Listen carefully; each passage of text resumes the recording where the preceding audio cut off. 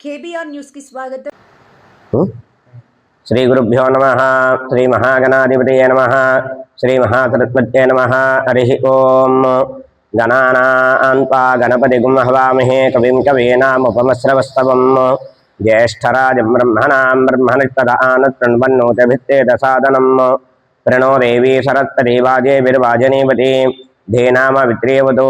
పర్వతాదా సరస్వతి.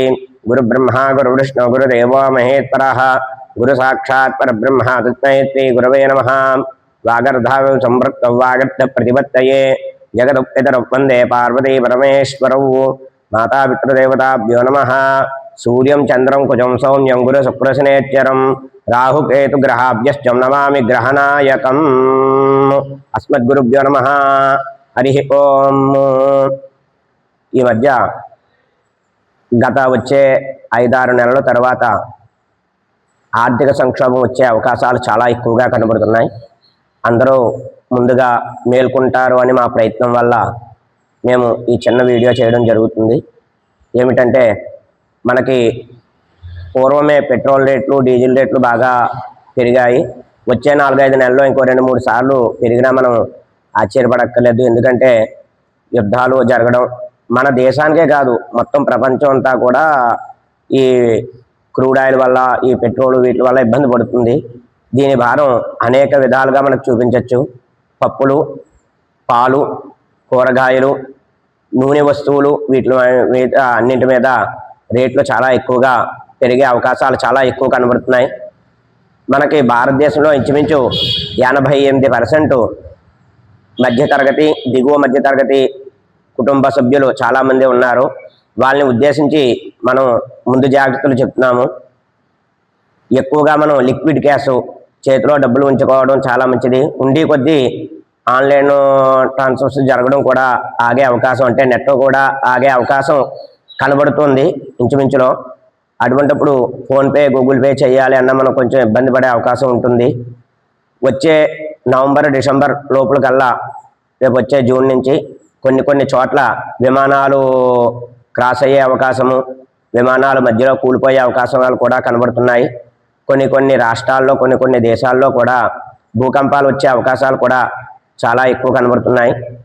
మనం గమనించినట్లయితే కరోనాని మనం చాలా మటుకు ఎదుర్కొన్నాం.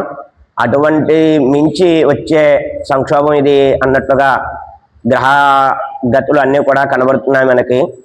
గురుడు కూడా ఎప్పుడూ సంవత్సరానికి ఒక రాశిలో మారే గురువు ఒకే సంవత్సరంలో 2-3 సార్లు మారడం జరిగింది. అభిచార యోగం పట్టడం జరిగింది.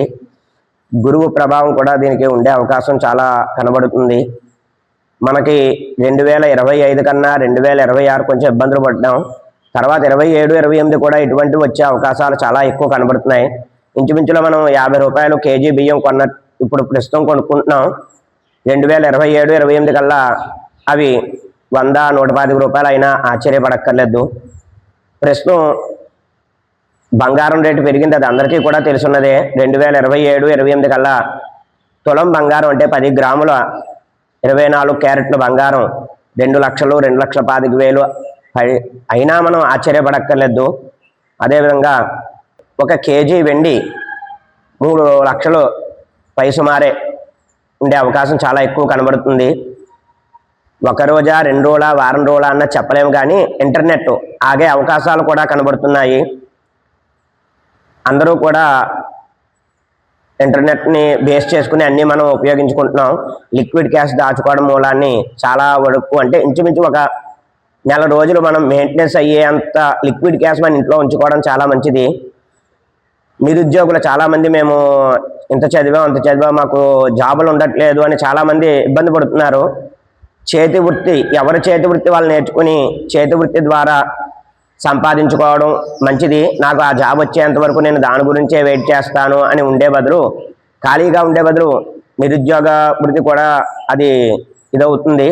చేతి వృత్తి చేసుకుని డబ్బులు సంపాదించుకోవడం చాలా, నాకు తెలుసున్న దాంట్లో చెప్పడం జరుగుతుంది. చాలామందికి ఉద్యోగాలు కూడా, కొన్ని వేల మందికి ఉద్యోగాలు పోయే అవకాశాలు కూడా చాలా ఎక్కువ కనబడుతున్నాయి. కొన్ని వాతావరణాల దృష్ట్యా వర్క్ ఫ్రమ్ హోమ్ చాలామంది ఉద్యోగులు ఇంటికే పరిమితం అయ్యి ఇంటి దగ్గర నుంచే వర్క్ చేసే అవకాశాలు కూడా చాలా ఎక్కువ అవుతున్నాయి. ఎందుకంటే మెయింటెనెన్స్ చాలా ఎక్కువ అవుతుంది. అందుకని చాలామందికి చాలామంది నిరుద్యోగ వృత్తులు అవుతారు. ఉద్యోగాలు పోయే అవకాశం ఎక్కువ సీనియరిటీ ఉన్న వాళ్ళని వర్క్ ఫ్రమ్ హోమ్ ఇవ్వడం జరుగుతుంది. ఇప్పటికే చాలామంది పెద్దలు ఇంధనాన్ని ఆదా చేయండి, పెట్రోల్ని ఆదా చేయండి, అనవసరమైన ఖర్చులు పెట్టకండి అని చాలామంది పెద్దలు చెప్తున్నారు. అవన్నీ కూడా దృష్టిలో పెట్టుకోండి. గురుగ్రహాన్ని మనం ఆరాధన చేసుకున్నట్లయితే దత్తాత్రేయుడు కానీ, రాఘవేంద్ర స్వామి కానీ, దక్షిణామూర్తిని కానీ ఆరాధన చేసినట్లయితే వాళ్ళు సకాలంలో చిక్కుల నుంచి అంటే చికాకుల నుంచి బయటపడిన వాళ్ళు అవుతారు. ఎవరైనా సరే ఎవరికైనా డబ్బులు అప్పిచ్చేవాళ్ళు లేకపోతే గోల్డ్ మీద అప్పిచ్చేవాళ్ళు జాగ్రత్తగా ఉండడం మంచిది. జై శ్రీరామ్. జై జై శ్రీరామ్.